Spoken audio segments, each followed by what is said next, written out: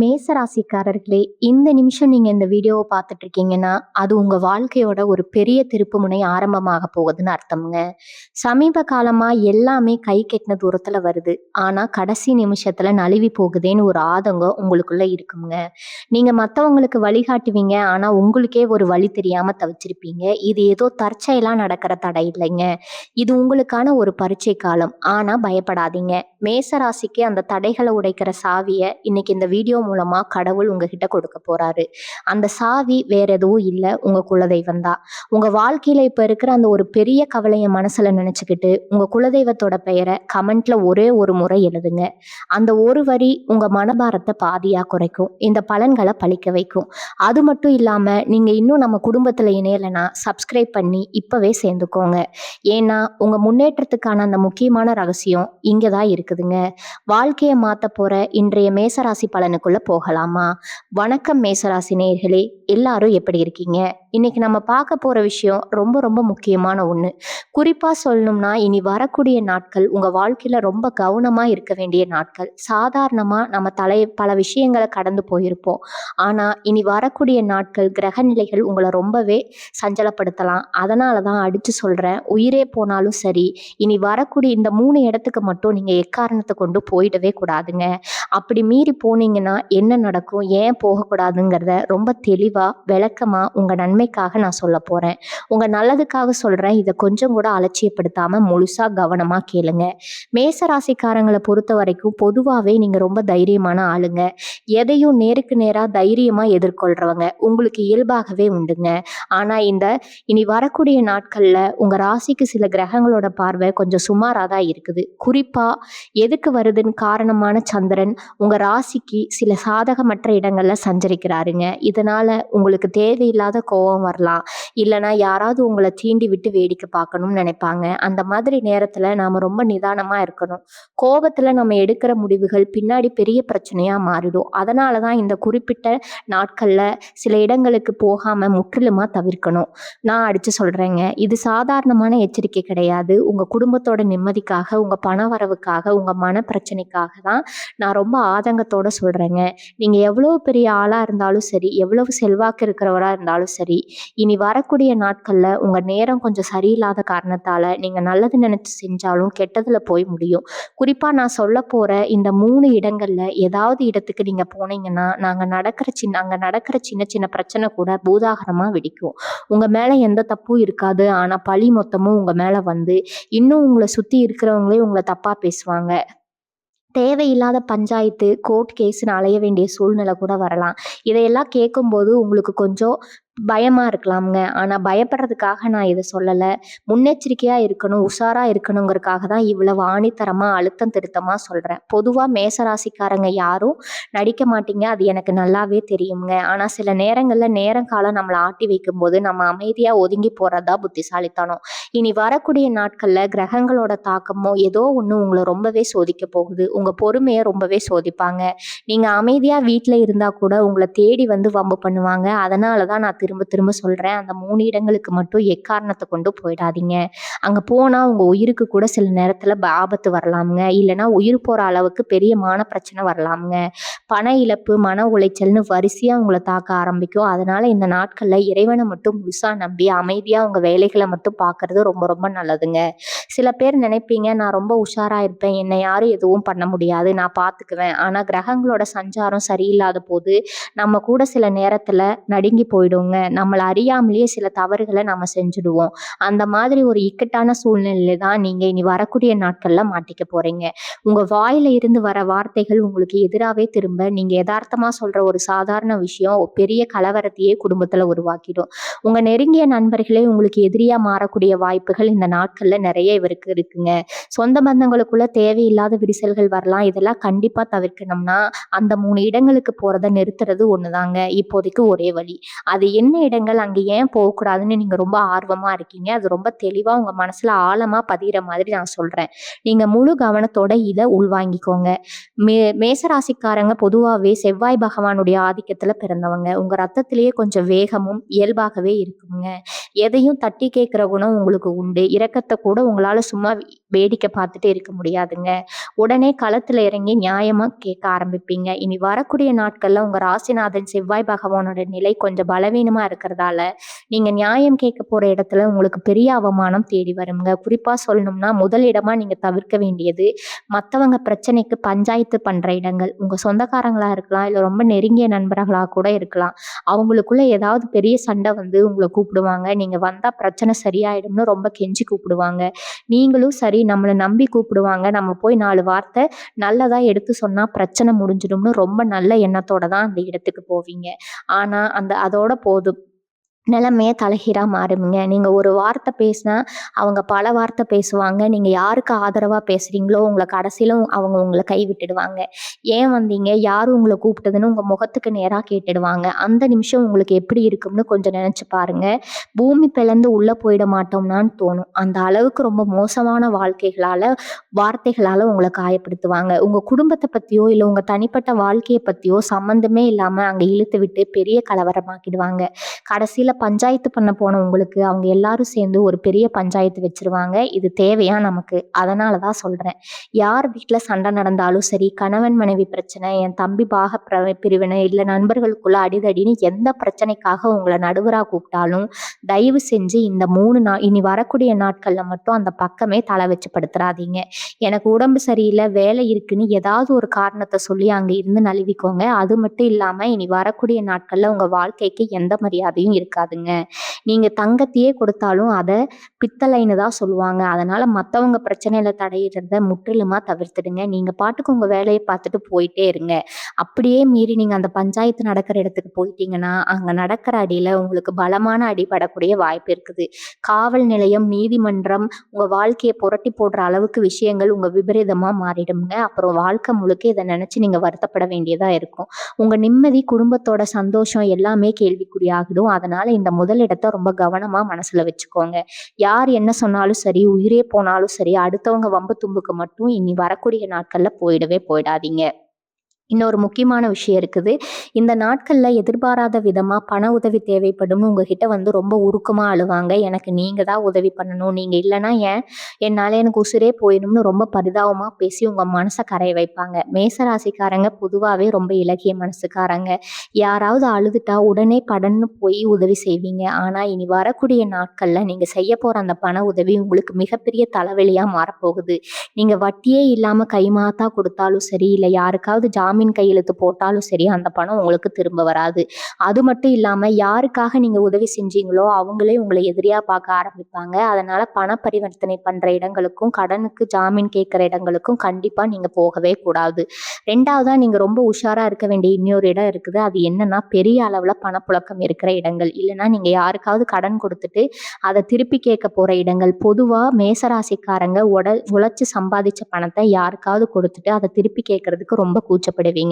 ஆனா சில நேரங்கள்ல நிலைமை கைமீறி போகும்போது நாமளே நேர்ல போய் கேட்டலாம்னு ஒரு முடிவுக்கு வருவீங்க. இனி வரக்கூடிய நாட்கள்ல அந்த மாதிரி ஒரு தயவு செஞ்சு செஞ்சிடாதீங்க. நீங்க நியாயமா உங்க பணத்தை திருப்பி கேட்டா கூட எதிர்த்தாக்குதல இருக்கிறவங்க உங்களை ரொம்ப ரொம்ப மோசமா தரக்குறைவா பேசுவாங்க. நீங்க என்ன எனக்கு அவ்வளவு பெரிய தொகையா கொடுத்துட்டீங்கன்னு பேசுவாங்க. அந்த இடத்துல உங்க சுயமரியாதைக்கு ரொம்ப பெரிய அளவுல இழுக்கு வந்துடும். அதனால பணம் சம்பந்தமான எந்த ஒரு பேச்சுவார்த்தைக்கும் இனி வரக்கூடிய நாட்கள்ல நீங்க நேர்ல போகவே கூடாது. சிலருக்கு திடீர்னு ஒரு காசு வரும்.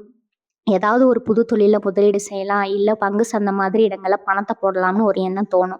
உங்களுக்கு தெரிஞ்சவங்க யாராவது வந்து இந்த இடத்துல பணத்தை போடுங்க, ஒரே மாசத்துல ரெட்டிப்பா கிடைச்சிரும்னு ரொம்ப ஆசை வார்த்தை சொல்லுவாங்க. அந்த மாதிரி ஆசை வார்த்தைகளை நம்பி எந்த ஒரு புதிய முதலீடு பண்ற இடத்துக்கும் நீங்க போகக்கூடாது. அப்படி போனீங்கன்னா உங்க ஒட்டுமொத்த சேமிப்பும் ஒரே நாள்ல கரைஞ்சிடும். அப்புறம் கண்ணீர் அடிக்கிற நிலைமைக்கு நீங்க தள்ளப்படுவீங்க. அதனால இனி வரக்கூடிய நாட்கள்ல பணத்தை பத்திரமா உங்க பீரோக்குள்ளேயே வச்சுக்கிறதா ரொம்ப புத்திசாலித்தனம்.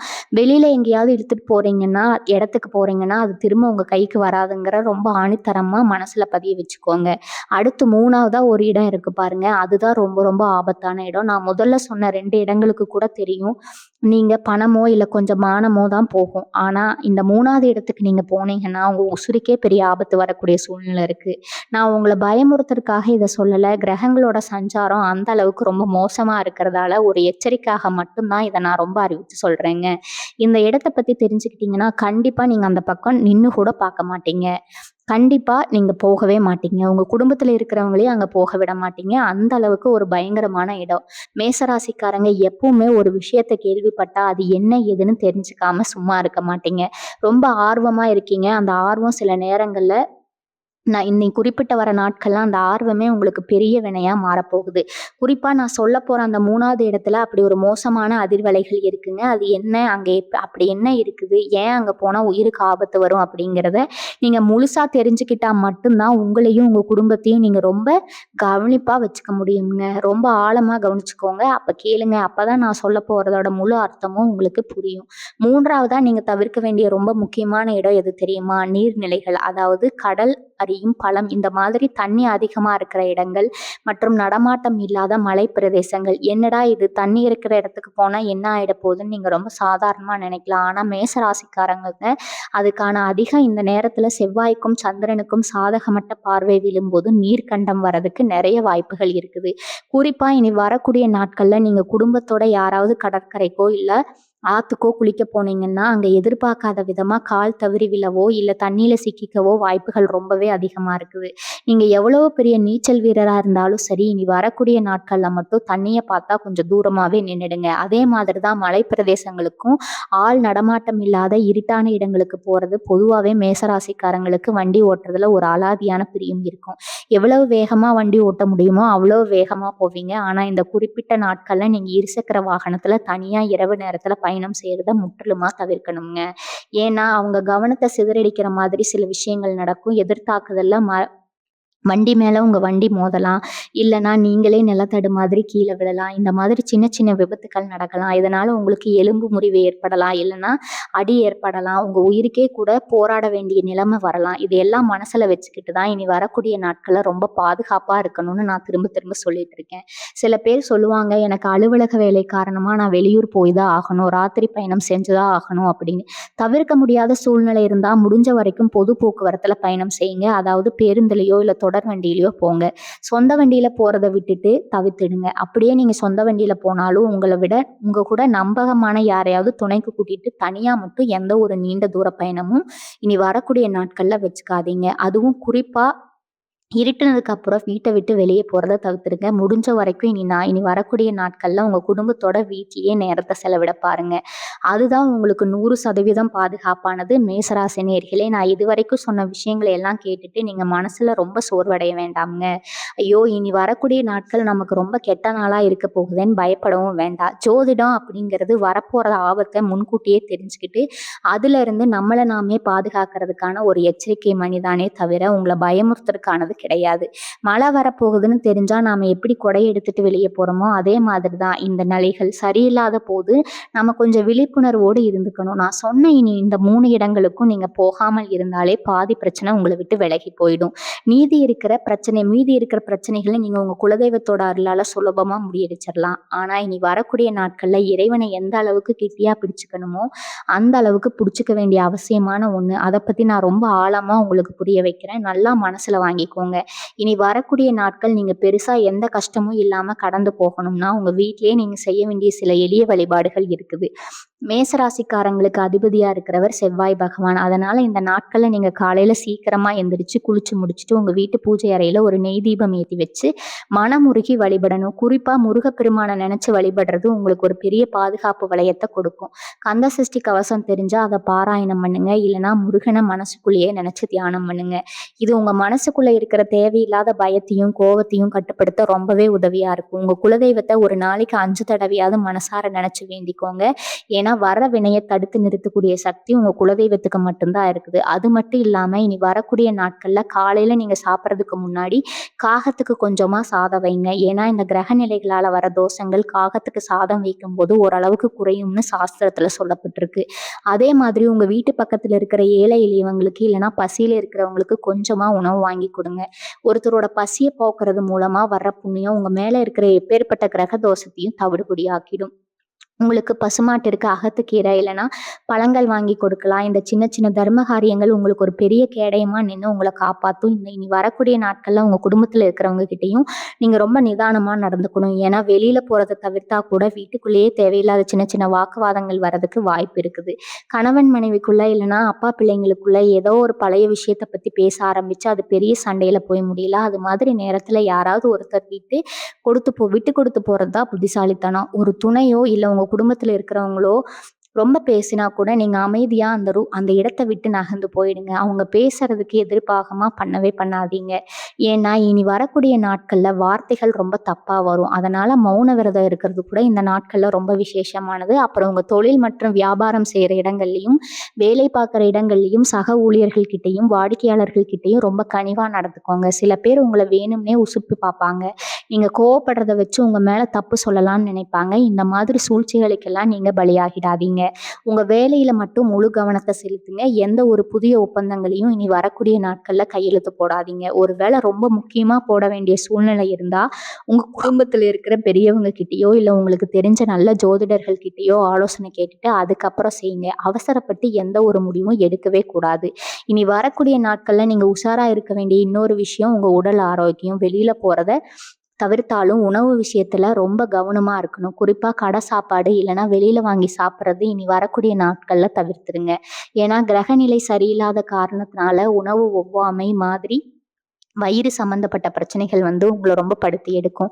வீட்ல சமைச்ச சூடான உணவுகள மட்டும் சாப்பிடுறது உங்க உடம்புக்கு ரொம்ப நல்லது. அதே மாதிரி இரவு நேரங்கள்ல ரொம்ப நேரம் முழிச்சுட்டு இருக்காம சீக்கிரம் தூங்க பாருங்க.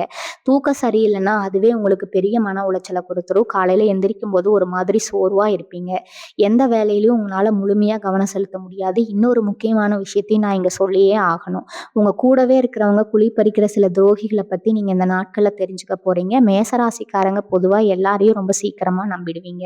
உங்க மனசுல எதையும் வச்சுக்காம பட்டுன்னு எல்லார்கிட்டயும் உங்க ரகசியங்கள சொல்லிடுவீங்க. ஆனா இனி வரக்கூடிய நாட்கள்ல உங்ககிட்ட சிரிச்சு பேசுறவங்களே உங்களுக்கு பின்னாடி பெரிய சூழ்ச்சிய பண்ணிட்டு இருப்பாங்க. நீங்க ரொம்ப நம்பின ஒருத்தர் உங்கள பத்தி மத்தவங்க கிட்ட தப்பா பேசுறத நீங்க நேர்லயோ பார்க்கவோ, இல்ல காதால கேட்கவோ நேரிடலாம். இந்த நிமிஷம் உங்க மனசு சுக்குநூறா உடைஞ்சிரும். நாம இவ்வளவு நாளா இவங்களையா நம்பணும்னு ரொம்பவே வேதனைப்படுவீங்க. அதனால இந்த நாட்கள்ல உங்க மனசுல நினைக்கிற எந்த ஒரு கருத்தையும் தயவு செஞ்சு யார்கிட்டயும் சொல்லாதீங்க. உங்களோட அடுத்த நகர்வு என்னங்கிறத யாருக்கும் தெரியக்கூடாது. அதுல நீங்க ரொம்ப தெளிவா இருங்க. இந்த நாட்கள்ல பழைய கடன்கள் சம்பந்தமான பிரச்சனைகள் திடீர்னு விஸ்வரூபம் எடுக்கும். நீங்க எப்பவோ வாங்கின கடனை திருப்பி அடைக்க சொல்லி ரொம்ப நெருக்கடி கொடுப்பாங்க. உங்க கையில பணம் இருக்காது. ஆனா அவங்க கேட்கிற விதம் உங்களை ரொம்ப அவமானப்படுத்துற மாதிரி இருக்கும். இந்த மாதிரி இக்கட்டான சூழ்நிலையில நீங்க ரொம்ப புத்திசாலித்தனமா செயல்படணும். அவங்க கிட்ட வாக்குவாதம் பண்ணாம எனக்கு கொஞ்சம் அவகாசம் கொடுங்க, நான் கண்டிப்பா திருப்பி தந்துடுறேன்னு ரொம்ப அமைதியா பொறுமையா பேசி சமாளிக்கணும். நீங்க கோவப்பட்டா அது வேற மாதிரி திசையில போய் காவல் நிலையம், நீதிமன்றம்னு பெரிய சிக்கல்களை உருவாக்கிடும். பொறுமை ஒண்ணுதான் இனி வரக்கூடிய நாட்கள்ல நீங்க எந்த காயமும் இல்லாம கடந்து போகிறதுக்காக ஒரே ஆயுதம். அதை மட்டும் எக்காரணத்தை கொண்டு நழுவ விட்டாதீங்க. மேசராசி பெண்களுக்கு இனி வரக்கூடிய நாட்கள் கொஞ்சம் சவாலான நாட்களா தான் இருக்கும். வீட்டுல மாமியார் மருமகள் பிரச்சனை இல்லைன்னா சொந்த பந்தங்களுக்குள்ள தேவையில்லாத மனஸ்தாபங்கள் வரலாம். நீங்க எவ்வளவுதான் நல்லது செஞ்சாலும் அதுக்கு உத்தமா தான் தெரியும். அதனால வீட்டுல எந்த ஒரு விவாதத்திலையும் தலையிடாம உங்க வேலைகளை மட்டும் அமைதியா பாருங்க. குறிப்பா வேலைக்கு போற பெண்கள் நீங்க வேலை பார்க்குற இடத்துல யாரை நம்பியும் உங்க குடும்ப விஷயங்களை தயவு செஞ்சு பகிர்ந்துக்காதீங்க. இல்லைன்னா நீங்க நம்பி சொல்ற விஷயமே பின்னாடி உங்களுக்கு இதெல்லாம் பெரிய ஆயுதமா மாறும். எதையும் காதுல வாங்கிக்காம உங்க கடமையை மட்டும் செஞ்சுட்டு அமைதியா கடந்து போறதுதான் உங்களுக்கு ரொம்ப ரொம்ப நல்லது. அதே மாதிரி மேசராசி இளைஞர்கள் மற்றும் மாணவர்களுக்கு ஒரு முக்கியமான அறிவுரையை நான் இங்க சொல்லியே ஆகணும்.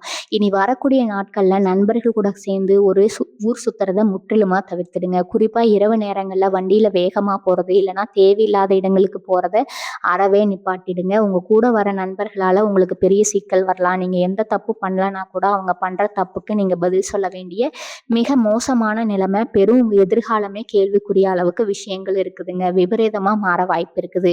அதனால படிப்பிலையும் உங்க வேலையிலையும் மட்டும் முழு கவனத்தை செலுத்துங்க. இனி வரக்கூடிய நாட்கள் நீங்க ரொம்ப கவனமா இருக்க வேண்டிய இன்னொரு விஷயம் இந்த கோபம். செவ்வாய் பகவானோட ஆதிக்கம் உங்க ராசியில அதிகமா இருக்கிறதால எதற்கெடுத்தாலும் உங்களுக்கு சுருக்குன்னு கோபம் வரும். அந்த கோபத்தை நீங்க எப்படி கட்டுப்படுத்திங்கிறதெல்லாம் உங்களோட ஒட்டுமொத்த நிம்மதியும் அடங்கி இருக்குது. கோவம் வர நேரத்துல கண்ண மூடி கொஞ்ச நேரம் அமைதியா இருங்க. இல்லன்னா அந்த இடத்த விட்டு உடனே கிளம்பிடுங்க. மனசுக்குள்ள எப்பவும் குலதெய்வத்த நினைச்சுக்கிட்டே இருங்க. இந்த சின்ன சின்ன விஷயங்கள நீங்க கடைபிடிச்சாலே இனி வரக்கூடிய நாட்கள்ல எந்த ஒரு பாதிப்பும் இல்லாம, ரொம்ப சுலபமா எந்த ஒரு பதிவும் இல்லாம தொடர்ந்து வந்துடலாம்ங்க.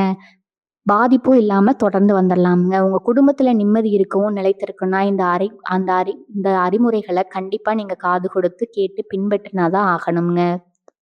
இனி வரக்கூடிய நாட்கள்ல நீங்க இன்னொரு விஷயத்துல ரொம்ப கவனமா இருக்கணும். அது என்னன்னா, உங்க வீட்ல இருக்கிற விலை உயர்ந்த பொருட்கள், நகை, பணம், சொத்து, பத்திரங்கள் இதெல்லாம் ரொம்ப பாதுகாப்பான இடத்துல. ஏன்னா, உங்க கவனக்குறைவால ஏதாவது பொருட்கள் கைமாறி போறதுக்கோ, இல்ல தொலைஞ்சு போறதுக்கோ நெறைய வாய்ப்புகள் இருக்குது. குறிப்பா வெளியில எங்கேயாவது போகும்போது ஆடம்பரமா நகை போட்டுட்டு போறத முற்றிலுமா தவிர்த்துருங்க. வீட்ட பூட்டிட்டு வெளிய போற சூழ்நிலை வந்தா 2, 3 தடவ சரியா பூட்டியிருக்கீங்களான்னு இழுத்து பார்த்து சரி பார்த்துக்கோங்க. ஏன்னா, அது பயம். இந்த குறிப்பிட்ட நேரத்துல கொஞ்சம் அதிகமாவே இருக்குங்க. இது உங்கள பயமுறுத்துறதுக்காக நான் சொல்லல. நீங்க கொஞ்சம் விழிப்புணர்வோடு இருக்கணும்னு நான் ரொம்ப அக்கறையா சொல்றேன். எதையும் நம்ம முன்னாடியே உஷாரா பார்த்துக்கிட்டா பெரிய நஷ்டத்துல இருந்து நம்மள நாமளே சுலபமா காத்துடலாம். இதே மாதிரி தொழில் ரீதியா பார்த்தீங்கன்னா, இனி வரக்கூடிய நாட்கள்ல புதுசா எந்த ஒரு பெரிய வாடிக்கையாளரும் உங்கள தேடி வரமாட்டாங்க. அப்படியே வந்தாலும் அதனால பெருசா லாபம் தர மாதிரி எந்த விஷயமும் நடக்காது. வியாபார வழக்கத்த விட கொஞ்சம் மந்தமா தான் போகும். அதனால நீங்க ரொம்ப கவலைப்பட வேண்டாம். ஏன்னா, இது தற்காலிகமான ஒரு சுணக்கம் தான். இந்த நேரத்துல வியாபாரத்த கெடுக்கிறதுக்காக போட்டி போட்டு கடனுக்கு சரக்கு கொடுக்கறதோ, இல்ல முகம் தெரியாத புதிய மனிதர்களுக்கு பெரிய அளவுல கடன் கொடுக்கறதோ கண்டிப்பா செய்யவே கூடாது. உங்ககிட்ட இருக்கிற பழைய பொருட்கள இருக்கிறதுல மட்டும் கவனம் செலுத்துங்க. புதுசா பெரிய அளவுல பணத்த முடக்கி முதலீடு போட்டு பொருட்கள வாங்கி அடக்கி வைக்க வேண்டாம். வாடிக்கையாளர்கள் கிட்ட பேசும்போது ரொம்ப சிரிச்ச முகத்தோட கனிவா பேசுங்க. ஏன்னா, நீங்க ரொம்ப சாதாரணமா, எதார்த்தமா பேசுற வார்த்தை கூட அவங்களுக்கு பெரிய கோபத்த கூறிவிடும். உங்க வியாபாரத்தையே கெடுத்துடும். பொறுமை ஒண்ணு மட்டும் தான் தொழில்ல இனி வரக்கூடிய நாட்கள்ல உங்கள காப்பாத்துற ஒரே ஒரு மந்திரம். இதுல கண்டிப்பா உங்க மனசுல ரொம்ப ஆழமா பதிய வச்சுக்கோங்க. இனி வரக்கூடிய நாட்கள்ல கணவன் மனைவிக்குள்ள இருக்கிற விட்டு கொடுத்து போக வேண்டியது ரொம்பவே அவசியம்ங்க. பொதுவா மேசராசிக்காரங்க உங்க துணைக்கிட்ட ரொம்ப பாசமா இருப்பீங்க. ஆனா அதே சமயம் அவங்க எல்லாம் சின்ன தப்பு பண்ணா கூட உங்களால பொறுத்துக்கவே முடியாது. உடனே சத்தம் போட்டுருவீங்க. இனி வரக்கூடிய நாட்கள்ல அந்த மாதிரி நீங்க சத்தம் போடுறது நிறைய பூகம்பத்த குடும்பத்துல உருவாக்கிடும். உங்க துணை ஏதாவது கோவமா பேசினா கூட காதுல வாங்காத மாதிரி அமைதியா போயிடுங்க. ஒருத்தர் கோவப்படும் போது இன்னொருத்தர் அமைதியா இருந்தா அந்த பிரச்சனை அந்த இடத்தோட முடிஞ்சிடும். அதை விட்டுட்டு இன்னும் திரும்பி பேச ஆரம்பிச்சீங்கன்னா அது குடும்பத்தோட நிம்மதியை முற்றிலுமா கெடுத்துரும். மேலும் இனி வரக்கூடிய நாட்கள்ல குடும்பத்துல எந்த ஒரு விவாதம் வந்தாலும் சரி, அதுல நான் தான் ஜெயிப்பேன்னு பிடிவாதம் பிடிக்காம நீங்க தோத்து போறதுதான் அவங்களோட உண்மையான வெற்றியாவே அமையும். உங்க வீட்டு பக்கத்துல இருக்கிற அக்கம் பக்கத்தார்கிட்டையும் இந்த நேரத்துல ரொம்ப அளவா பேசுறது நல்லது. சில நேரத்துல அவங்களா வந்து ஏதாவது ஒரு விஷயத்தை பத்தி உங்ககிட்ட வம்பிழுக்கு பார்ப்பாங்க. இல்லைன்னா உங்க குடும்பத்தை பத்தி ஏதாவது குறை சொல்லுவாங்க. அந்த மாதிரி நேரத்துல நீங்க அவங்க கிட்ட வாக்குவாதம் பண்ணாம ஒரு சிரிப்போட அந்த இடத்தை விட்டு நகர்ந்து வர்றது ரொம்பவே நல்லது. தேவையில்லாத வதந்திகளையோ இல்ல மத்தவங்களை பத்தி புறம் பேசுறதோ சில விஷயங்களையோ இனி வரக்கூடிய நாட்கள்ல உங்க காது கொடுத்து கேட்கவே கூடாது. உங்க வேலையில மட்டும் கவனம் செலுத்துங்க. உங்க குடும்பத்தை எப்படி அடுத்த கட்டத்துக்கு கொண்டு போகலாங்கிறத பத்தி மட்டும் சிந்திங்க. இந்த கிரக நிலைகள் மாறும். உடனே உங்க வாழ்க்கை எப்படி பிரகாசமா மாறப்போறதுங்கிறத நினைச்சு மனசை எப்பவும் ரொம்ப சந்தோஷமா வச்சுக்கோங்க. இனி வரக்கூடிய நாட்கள்ல நீங்க வீட்ல இருந்தாலும் சரி, இல்ல அத்தியாவசிய தேவைக்காக வெளியில போயிட்டு வந்தாலும் சரி, எந்த ஒரு முக்கியமான காரியத்தை செய்யறதா இருந்தாலும் நேரங்காலங்கள ரொம்ப சரியா பார்த்து செய்ய வேண்டியது அவசியம்ங்க.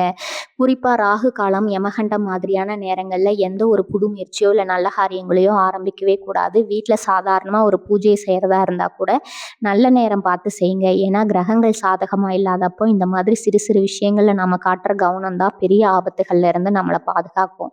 காலையில எந்திரிச்ச உடனே உள்ளங்கைய பார்க்கறதோ இல்ல சாமி படங்களை பார்க்கறதோ ஒரு நல்ல நேர்மறையான ஆற்றலை உங்களுக்குள்ள கொடுக்கும். அதை இனி வரக்கூடிய நாட்கள்ல ஒரு வழக்கமாவே மாத்திக்கோங்க. அதே மாதிரி நீங்க வீட்டுக்குள்ளேயே இருக்கும்போது உங்க மனசு சில நேரத்துல தேவையில்லாம ரொம்ப சஞ்சலப்படும். பழைய கசப்பான சம்பவங்கள் எல்லாம் ஞாபகத்துக்கு வந்து உங்களை ரொம்பவே வாட்டி வதைக்கும்.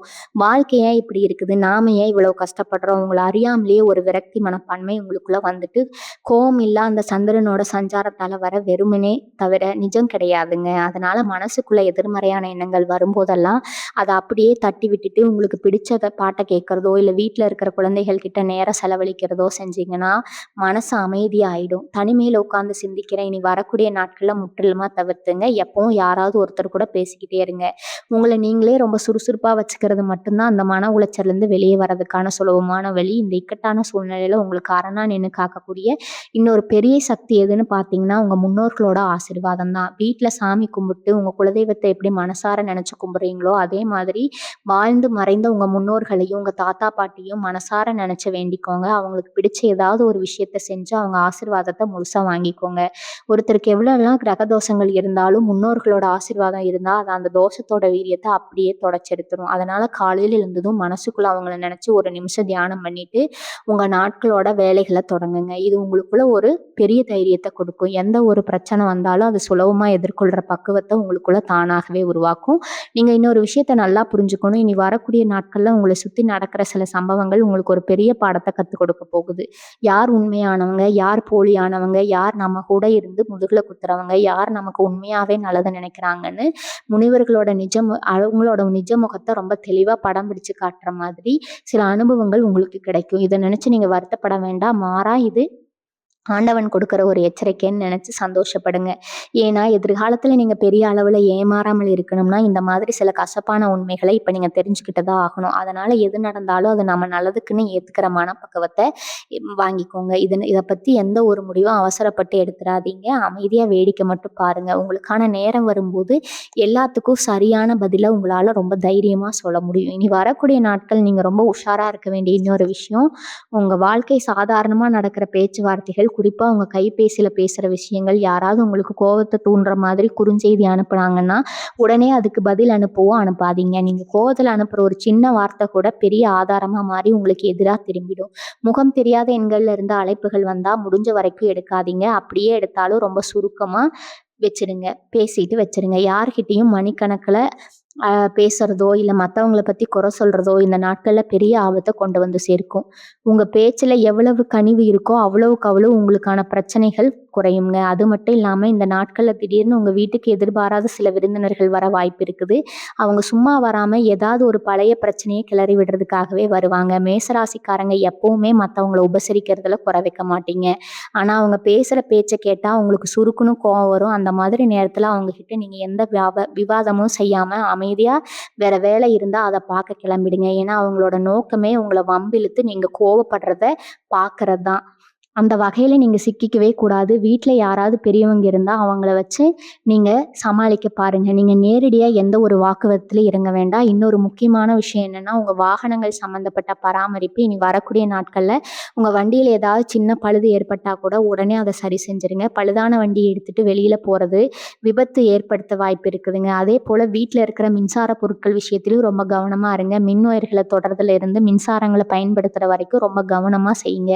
ஏன்னா கிரகங்கள் சாதகமா இல்லாத போது இந்த மாதிரி சின்ன சின்ன விஷயங்கள் கூட நமக்கு பாதிப்புகள் வரலாம். இதெல்லாம் உங்கள பயமுறுத்துறதுக்காக இல்ல, நீங்க உஷாரா இருந்து உங்கள காப்பாத்துறதுக்காக நான் திரும்ப திரும்ப சொல்றேன். இந்த சமயத்துல நீங்க செய்ய வேண்டிய ஒரு மிக சிறந்த பரிகாரம் என்னன்னா, மௌனமா இருக்கிறது தான். இனி வரக்கூடிய நாட்கள்ல நம்மள சுத்தி 4 விதமான பிரச்சனைகள் வரப்ப போகுதுன்னு மனசுக்குள்ள ஒரு தெளிவான முடிவுக்கு வந்து விடுங்க. யாராவது வந்து உங்கள திட்டுனா கூட சரிங்க, நீங்க சொல்றது தான் சரின்னு சொல்லிட்டு அந்த இடத்த விட்டு விலகிடுங்க. உங்க வீண் வாக்குவாதத்த அந்த நாட்கள்ல ஓரமா வச்சுருங்க. நான் யாரு தெரியுமா? நான் ஏன் அவங்கிட்ட இறகி போகணும்னு நீங்க நினைச்சீங்கன்னா, அது உங்களுக்கு தான் பெரிய நஷ்டத்தை ஏற்படுத்தும். இனி வரக்கூடிய நாட்கள்ல உங்களுக்கான நல்ல நேரம் தொடங்கும்போது உங்கள உதாசீனப்படுத்தினவங்க எல்லாரும் தானா உங்கள தேடி வருவாங்க. அதுவரைக்கும் நீங்க பொறுமையா இருந்து தான் ஆகணும். நீங்க வேலை பார்க்குற இடத்துல இன்னொரு பெரிய சோதனைய சந்திக்க வேண்டி இருக்கும். மேசராசிக்காரங்க எப்பவுமே உழைப்புக்கு ரொம்ப முக்கியத்துவம் குடுப்பீங்க. ஆனா நீங்க எவ்வளவுதான் நேர்மையா வேலை செஞ்சாலும், இந்த மேலதிகாரிகள் உங்கள குறை சொல்லிட்டே இருப்பாங்க. நீங்க செஞ்ச வேலைக்கு வேற யாரோ ஒருத்தர் பேர் வாங்கிட்டு போவாங்க. அத பார்க்கும்போது உங்களுக்கு கோபம் தலைக்கேறும். இந்த வேலைய விட்டுட்டு போயிடலாம்னு கூட தோணும். ஆனா அந்த மாதிரி எந்த ஒரு அவசர முடிவும் இனி வரக்கூடிய நாட்கள்ல எடுத்துறாதீங்க. கோவத்துல வேலைய விடுறதோ, இல்ல மேலதிகாரி கிட்ட சண்டை போடுறதோ உங்க எதிர்காலத்த கேள்விக்குறியாக்கிரும். அதே மாதிரி கொஞ்ச நாட்கள் பொறுமையா இருங்க. உங்கள உண்மையான உழைப்புக்கு கண்டிப்பா கொஞ்ச நாள்ல அங்கீகாரம் கிடைக்கும். அதுவரைக்கும் அமைதியா உங்க வேலைய மட்டும் செஞ்சுட்டு இருங்க. அதே மாதிரி உங்க குடும்பத்துல வயசானவங்க யாராவது இருந்தா, அவங்க உடல்நிலையில இனி வரக்கூடிய நாட்கள்ல ரொம்ப கூடுதல் கவனம் செலுத்தணும். குறிப்பா உங்க அப்பா, அம்மாவோட ஆரோக்கியத்துல சில சிறு சிறு பிரச்சனைகள் வந்துட்டு போகும். அவங்களுக்கு ஏற்கனவே ஏதாவது வியாதி இருந்தா, மாத்திரைகள் சரியான நேரத்துல குடுக்கிறத உறுதிப்படுத்திக் கொள்ளுங்க. அந்த திடீர்னு மருத்துவமனைக்கு போற மாதிரி ஒரு சூழ்நிலை வரலாம். அதனால எப்பவும் கையில கொஞ்சம் ரொக்க பணத்த தயார் செய்து எது சொல்லுங்க. இதுல நினைச்சு பயப்பட வேண்டாம். வயசான காலத்துல வர சாதாரண பிரச்சனையா தான் இருக்கும். ஆனா நம்ம அலட்சியமா இருந்தா அது பெரிய செலவு கொண்டு வந்து விட்டுடும்ங்க. அவங்க கிட்ட நேரம் செலவிடுங்க. அவங்க மனசுக்கு பிடிச்ச மாரி ஆறுதலா 4 வார்த்தை பேசுங்க. அதுவே அவங்களுக்கு பெரிய தைரியத்த கொடுக்கும். சில நேரங்கள்ல நம்ம வாழ்க்கையில வர கஷ்டங்கள் எல்லாம் நம்மளோட கர்ம வினைகள் கழியறதுக்காக தான். இறைவன் குடுக்குற வாய்ப்பு. நாம எடுத்துக்கணும். மேசராசிக்காரங்க நீங்க எத்தனையோ பேருக்கு நல்லது செஞ்சிருப்பீங்க. ஆனா உங்களுக்கு திரும்ப கெட்டது தான் நடந்திருக்கும். அத நெனச்சு நீங்க ரொம்பவே நொந்து போயிருப்பீங்க. இனி வரக்கூடிய நாட்கள்ல நடக்கப் போற சம்பவங்களும் உங்களுக்கு ஒரு பெரிய மன முதிர்ச்சிய கொடுக்க போகுது. இந்த உலகத்துல நம்ம யாரையும் முழுசா நம்ப முடியாது. நம்ப வேண்டிய ஆளு அந்த மேல இருக்கிற இறைவன் மட்டும்தாங்கிறத நீங்க ரொம்ப ஆழமா உணரப் போறீங்க.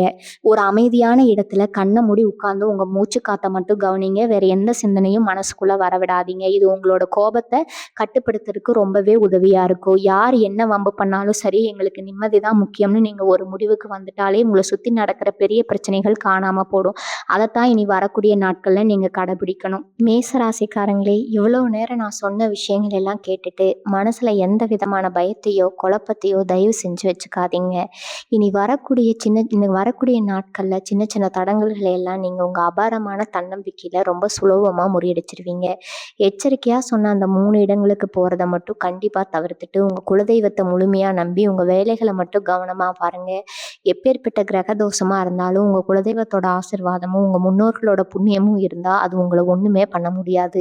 இதெல்லாம் நம்ம நன்மைக்கே நடக்குதுன்னு முழு மனசோட ரொம்ப நேர்மையான எண்ணங்களோட ஒவ்வொரு நாளையும் தொடங்குங்க. உங்களுக்குள்ள இயல்பாகவே இருக்கிற அந்த செவ்வாய் பகவானோட அசுரபலம் எந்த ஒரு பிரச்சனையிலிருந்தும் உங்கள நிச்சயமா மீட்டு வெளியில கொண்டு வரும். உங்க குடும்பத்துல எப்பவும் எந்த குறையும் இல்லாம ரொம்ப சந்தோஷமாவும், நிம்மதியாவும் நீங்க வாழ்வீங்க. அதுக்கு அந்த இறைவன் கண்டிப்பா துணை நிப்பாருங்க.